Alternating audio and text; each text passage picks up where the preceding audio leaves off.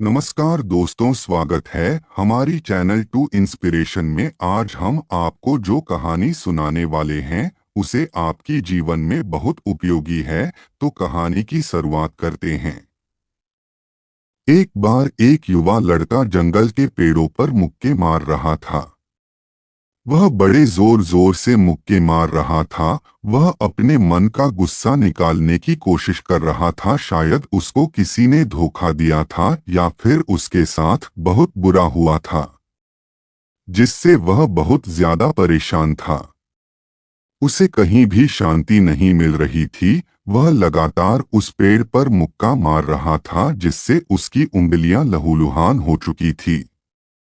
उसी जंगल में एक शीतल पानी का झरना था। वहां पर एक भिक्षु रोज संध्या समय स्नान करने आया करते थे। यह उनका नित्य का नियम था। आज जब वह भिक्षु इस रास्ते से स्नान करने के लिए उस जंगल में आया तो उसने उस लड़के की हालत देखी। वह जोर जोर से चीख रहा था, रो रहा था और लगातार मुक्के मारे जा रहा था। उस लड़के के आसपास कोई मौजूद नहीं था। इससे उस भिक्षु को उस युवक की चिंता होने लगी। उसने सोचा कि कहीं मैं इसे ऐसे ही छोड़ दूं और कहीं ये आत्महत्या कर ले तो। ऐसे विचार आने के बाद भी वह कुछ नहीं बोला और लगातार उस युवक की तरफ देखे जा रहा था। भिक्षु एकदम चुपचाप खड़ा हुआ था। उसने युवक से कुछ नहीं बोला, कुछ नहीं कहा, बस वह उसको लगातार देखता रहा। कुछ देर तक तो उस युवक ने उस भिक्षु को नजरअंदाज किया, लेकिन कुछ देर बाद उसे अजीब सा लगने लगा। उसने सोचा, ना तो यह मुझे रोक रहा है और ना ही कुछ कह रहा है। यह तो बस मुझे देखे जा रहा है। इसका क्या मतलब है? बड़ा अजीब आदमी है। ऐसे ही विचार उस लड़के के मन में उठने लगे थे। जब कुछ देर बाद भी वह भिक्षु कुछ नहीं बोला तो लड़के ने अचानक से उससे पूछा कि महाशय, आप अपने रास्ते क्यों नहीं चले जाते? आपको क्या मतलब, आप खड़े हुए मुझे देख क्यों रहे हैं? भिक्षु ने बड़े शांत स्वर में कहा कि मैं तुम्हें रोक नहीं रहा हूँ, तुमसे कुछ कह नहीं रहा हूँ, तो मुझसे तुम्हें क्या परेशानी है? मेरे ही तरह है। यह पेड़ पौधे, यह पक्षी, यह सब तुम्हें तो देख ही रहे हैं। जब इनसे तुम्हें कोई परेशानी नहीं है तो मुझसे क्यों परेशानी है? यह सुनकर और लड़का जोर से चीख कर बोला, मुझे सबसे परेशानी है, मैं सबसे नफरत करता हूँ। यहाँ पर सब धोखेबाज गद्दार हैं, कोई किसी का नहीं होता इस दुनिया में। और इस तरह बोलते बोलते वह फूट फूट कर रोने लगा और रोए जा रहा था और भिक्षु उसे देखे जा रहा था। वो उसे चुप करने की कोशिश भी नहीं कर रहा था। यह बात तो उस लड़के को और ज्यादा अजीब लगी। अब रोना छोड़कर उस लड़के ने सीधे खड़े होकर उस भिक्षु से कहा, बड़े अजीब आदमी है आप। आपके सामने कोई इंसान दुख ही है, परेशान है और आप उसे चुप भी नहीं कर सकते। आपके मन में बिल्कुल भी संवेदना नहीं है। बड़े अजीब और कठोर हृदय वाले साधु हैं। आपको अपने साधु होने पर खेद होना चाहिए। और ऐसे ही ना जाने क्या क्या जली कटी बातें वो युवक उस भिक्षु को सुनाने लगा। कुछ देर बाद जब युवक की सारी भड़ास निकल चुकी थी, तब भिक्षु ने बड़े ही शांत स्वर में कहा कि आज मैं तुम्हें कंधा दे सकता हूँ, तुम्हारे आंसू पोंछ सकता हूँ, लेकिन इससे तुम्हारी समस्या का समाधान नहीं होगा। कुछ देर के लिए तुम्हारा मन बहल जाएगा, बस उसके बाद वही जिंदगी, वही लोग जो तुम्हें आज कंधा देने के लिए भी तुम्हारे पास नहीं है। फिर से तुम उसी जिंदगी में लौट जाओगे। कोई तुम्हें धोखा देगा, कोई तुम्हारा फायदा उठाएगा और तुम अपने मन को ऐसे ही तकलीफ पहुंचाते रहोगे। तो आंसू पोंछने की बजाय तुम्हें मुझसे कुछ ज्ञान की बातें लेना चाहिए, जिससे तुम्हें जीवन में कोई भी धोखा ना दे सके, तुम्हारी अच्छाई का कोई भी फायदा ना उठा सके। याद रखना, आंसू पोंछने वाले तो तुम्हें बहुत मिल जाएंगे, लेकिन ज्ञान और सही समझ देने वाला कभी कभी कोई इंसान मिलता है। भिक्षु ने उसे बताया कि मैं पास ही के झरने में स्नान करने के लिए जा रहा हूँ, बड़ा ही शीतल पानी है वहां का, अगर तुम चाहो तो तुम भी मेरे साथ चल सकते हो। यहाँ पर अकेले परेशान होने से अच्छा है कि तुम झरने की शीतल पानी में स्नान करो, जिससे तुम्हारा दिमाग, मन, मस्तिष्क और तुम्हारा शरीर सब कुछ पवित्र हो जाएगा। यह सुनकर वो लड़का उस भिक्षु के पीछे पीछे हो लिया। जंगल के बीचों बीच रास्ता झरने की तरफ जाता था। जंगल में सन्नाटा छाया हुआ था। उनके पैरों तले सूखे पत्तों की चरमराने की आवाज पूरे जंगल में गूंज रही थी।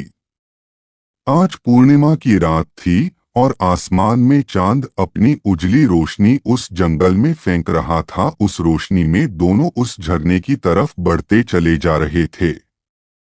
रास्ते में चलते चलते उस युवक ने उस भिक्षु से कहा कि महात्मन, आपकी जिंदगी मस्त है, आपको किसी चीज की कोई परेशानी नहीं है। आपको पता है कि दुनिया में कैसे कैसे लोग बसते हैं, कितने धोखेबाज, कितने मक्कार, और सबसे बड़ी बात, अपने लोग ही धोखा देते हैं जिनसे हम प्रेम करते हैं, जिनको हम अपना मानते हैं। जब उन्हीं से धोखा मिलता है तो कैसा महसूस होता है। कभी कभी तो ऐसे लगता है कि भोले और दयालु लोगों के लिए यह दुनिया नहीं बनी है, ये धोखेबाजों के लिए है, मक्कारों के लिए है। वही यहाँ पर फलते फूलते हैं, वही आनंद से जीते हैं, और हमारे जैसे लोग जो दूसरों की सहायता करते हैं, दूसरों को अपना मानते हैं, वह हमेशा जीवन भर दुख में रहते हैं। यही जीवन की सत्यता है और यही संसार है जिसमें हमें रोज घुट घुट कर मरना पड़ता है। आपने सही किया, ऐसे जिंदगी को त्याग दिया, पीछे छोड़ दिया। अब बस अपने में मस्त, किसी से कोई परेशानी नहीं है, किसी की कोई चिंता नहीं है। मैं भी सोचता हूँ कि मैं भी संन्यास ले लूं, छोड़ दो इस दुनिया को। यह सुनकर उस भिक्षु ने कहा कि तुम्हें क्या लगता है, सन्यासी जीवन बहुत आसान होता है। भिक्षु ने बड़े शांत स्वर में कहा कि तुम्हें तो 2 वक्त की रोटी तो शांति से मिल जाती है, हमें तो कभी कभी वह भी नसीब नहीं होती। अगर भिक्षु मिल जाती है तो हम खा लेते हैं, वरना हमें तो भूखा ही सोना पड़ता है। यही सन्यासी जीवन है, हमें हमेशा नीचे सोना पड़ता है, सिर्फ एक लंगोट में रहना पड़ता है, चाहे कैसा भी मौसम क्यों ना हो। तो यह सब तुम्हें आसान लगता है तो तुम भी सन्यासी बन जाओ। युवक ने कहा कि आप कहते तो ठीक ही हैं, संघर्ष तो दोनों तरफ है, सांसारिक जीवन में भी और सन्यासी जीवन में भी। वैसे सांसारिक जीवन भी अच्छा है, लेकिन तब तक जब तक घर परिवार में सुख शांति बनी रहे, धोखा ना मिले, हमारे लोग हमारा फायदा ना उठाएं, हमसे झूठ ना बोले, हमें धोखा ना दे, तब तो जीवन जीने का आनंद होता है, वरना तो जीवन नर्क हो जाता है। भिक्षु ने कहा, देखो, सन्यास अपने मन से लिया जाता है। जब हमारा मन कहता है कि हमें सन्यास के मार्ग पर सफलता हासिल करनी है, आगे बढ़ना है, तो ही सन्यासी जीवन सफल हो पाता है। लेकिन तुम अपने घर से परेशान होकर, दूसरे लोगों से परेशान होकर सन्यासी बनना चाहते हो तो तुम्हारा सन्यासी जीवन भी कभी सफल नहीं होगा। इससे अच्छा तो तुम सांसारिक जीवन में अगर कुछ तरीके, कुछ नियम अपनाओ तो दूसरे लोग तुम्हें धोखा नहीं दे पाएंगे। सबसे पहले तो यह समझो कि धोखा उन्हें ही मिलता है जो भावनात्मक रूप से कमजोर होते हैं, जिनका दिल जल्दी पिघल जाता है, जो दूसरों को दुख में नहीं देख पाते। ऐसे लोगों के साथ धोखे होने की संभावना ज्यादा होती है, क्योंकि कोई भी आदमी अपनी परेशानी बताकर, अपने को दुख में बताकर तुम्हारा फायदा उठा सकता है। क्या पता वह झूठ बोल रहा हो, वह दुखी होने का अभिनय कर रहा हो। लेकिन आपको तो सच ही लगेगा, और उसके बाद कुछ समय बाद आपको पता चलता है कि आपके साथ धोखा हो गया। उसके बाद आपका मन अंदर से टूट जाता है। इसीलिए सबसे पहले बात ध्यान रखना कि किसी भी व्यक्ति को यह एहसास मत होने दो कि तुम भावनात्मक रूप से कमजोर हो, अंदर से तुम्हारा दिल नर्म है। अगर उन्हें यह कमजोरी आपकी पता चल गई, तो वह कोई ना कोई जाल रचकर आपका फायदा उठाने की जरूर कोशिश करेंगे, चाहे आप अंदर से संवेदनशील हो, दूसरों की मदद करने वाले हो। लेकिन किसी को एहसास मत होने दो, ऊपर से कठोर बने रहो जब लोगों को लगेगा कि इससे कुछ बोलने का फायदा ही नहीं है। यह आदमी कठोर है, नहीं पिघलेगा, तो खुद ब खुद वो लोग जो झूठे हैं, जो मक्कार हैं, वो आपके पास आएंगे ही नहीं। वो उन्हें चुनेंगे जो उनके आसान शिकार होंगे। दूसरी बात समझने की यह होती है कि हम बहुत जल्दी दूसरों पर विश्वास कर लेते हैं, और हमारी जल्दी विश्वास करने की आदत ही हमें हानि पहुंचाती है। 2 दिन तुम्हें किसी से मिले हुए नहीं होते हैं, और तुम एक दूसरे के हो जाते हो, एक दूसरे पर पूरा भरोसा करने लग जाते हो, और यह भरोसा तीसरे दिन टूट भी जाता है, और फिर तुम्हें धोखा मिलता है, और फिर तुम परेशान होते हो। इसीलिए समय दो, किसी भी चीज को, किसी भी रिश्ते को आगे बढ़ाने के लिए समय की जरूरत होती है। समय के साथ तुम्हें सामने वाले इंसान की अच्छाई और बुराई पता चलती है। तब तुम्हें पूर्ण रूप से पता चलता है कि इंसान वास्तव में कैसा है, अच्छा है या बुरा है, और वह कुछ समय देने के बाद ही होता है। इसीलिए जल्दी किसी पर विश्वास मत करो। अगली पहचान या अगला तरीका समझने के लिए तुम्हें ऐसे लोगों को समझना होगा जो दूसरों की चापलूसी करते रहते हैं। कुछ लोगों की आदत होती है चापलूसी करने की, आपके सामने आपकी बड़ाई करेंगे, आपके बारे में अच्छा अच्छा बोलेंगे, और आपको लगेगा कि यह इंसान कितने अच्छे हैं, मेरे से कितना प्यार करते हैं। लेकिन वास्तव में उनकी वह चापलूसी एक जाल होती है, ताकि वह आपका दिल जीत सके, और उनको चापलूसी करने का मौका तभी मिलता है जब आप दिखावा करते हैं। अगर आप उनकी चापलूसी से प्रभावित ही नहीं होंगे, तो कुछ समय बाद वो चापलूसी करना बंद कर देंगे। इसीलिए किसी के सामने दिखावा मत करो, वरना आप तो आकर्षण के केंद्र बन जाते हो। लोगों को लगता है कि शायद इसके पास बहुत ज्यादा धन संपदा है, इसीलिए इतना दिखावा, और इसी वजह से जो लोग आपका फायदा उठाना चाहेंगे वो आपके करीब आने की कोशिश करेंगे, आपके चापलूसी करने की कोशिश करेंगे। अगला नियम बताते हुए भिक्षु ने झरने की तरफ इशारा किया। वो झरने के पास पहुंच चुके थे। युवक को भी एहसास हो चुका था, क्योंकि वहां पर ठंडी ठंडी हवा चल रही थी। ढलान की तरफ जाते हुए भिक्षु ने कहा कि सांसारिक जीवन में एक बात समझने की यह होती है कि हम जिसकी सहायता कर रहे हैं, चाहे किसी भी रूप में, धन से, शारीरिक रूप से, या जिस भी अवस्था में हम किसी की सहायता कर रहे हैं, तो हमें यह ख्याल रखना चाहिए कि सामने वाला वापस कभी भविष्य में हमारी सहायता करने योग्य है कि नहीं है।